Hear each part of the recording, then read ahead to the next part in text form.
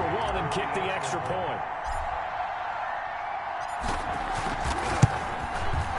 And he's got it as the lead is now 10-6. Makes the score Ducks 10, Trojans 6.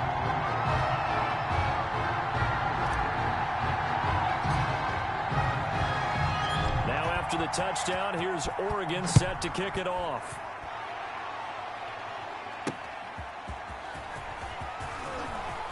Now a hit and a loose football. It's going the other way.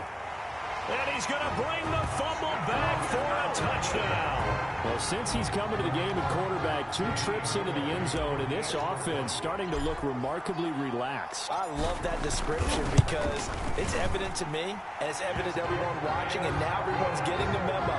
He's not a backup. He's played just as much as Matthews has this season. Yeah, that's the thing, Charles. There's the old adage of if you have 2 quarterbacks, you have none. Well, I think they're taking that script and throwing it right out the window because they're saying we've got 2 quarterbacks, and we like them both. I love the way you just said that. Not in this case does the old adage hold up. I think we've got a new one. They feel like they've got 2 good quarterbacks, and the offense should respond no matter who's on the field. Exactly. The Trojan offense ready to get their next drive started. And they had the fumble last time that led to a touchdown. That's a no-no. We'll see what they do here this go-around. A big no-no. Put that in capital letters. Turning it over, the other team takes it down and scores. That can be a deflator for a football team. Now it's up to the offense to get back out on the field and pick things up. Now, they're out there. We'll see if they can pick those things back up. Now a deep ball going to be caught here near midfield. 30. And all the way down to the 22-yard line. And they rattle off a big one. 58 yards. So barely time to catch our breath. Here's 1st and 10 just outside the red zone. On the counter, it's Charles. And down inside the 15, shy of the 10. A nice pickup there, 10 yards. 10 more yards. That's good for another Trojans first down. Now an option play, and he'll keep it. Down to the 6-yard line on a pickup of 6 as he gets halfway to the goal line. 2nd and 4. They can still get a first down without scoring. Brings up 2nd and 4. They'll run from the gun with Charles. And that'll get him halfway there as he takes it from the 6 to the 3-yard line. So a decent deficit at this stage in the second half. 4-down territory? No doubt about it. There's not a chance that he hasn't looked ahead and said, okay, if we gain yardage on this play, this is what we'll do going forward. If we lose yardage, this is the play call that I'll have ready. Meanwhile, on 3rd down, they take a shot at the end zone, but it's incomplete. I'm going to need some help with this one. How did he miss it? Wide open in the end zone. He's not hurried. He's not hit. And somehow, incomplete? Yeah. What happened? During film study, that's one where he's just going to shake his head, not be able to believe it. 6 points go by the wayside on that one. A good drive gets him inside the 5, but they could not punch it in. And credit the defense, too. Make sure that happens because that was the old bend but don't break approach. Made sure they contained them when they absolutely had to and forced the field goal attempt that went through.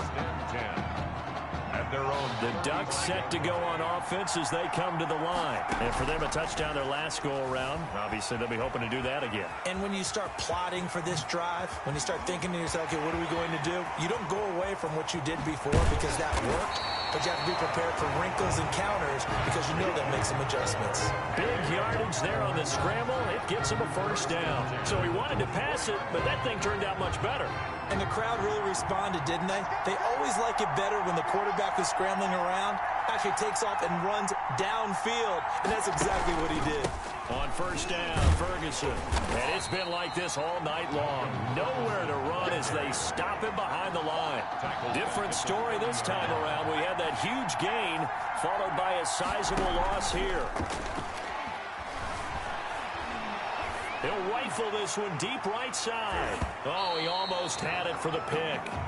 A great chance there for the interception in the end zone. Instead, 3rd down. And 15.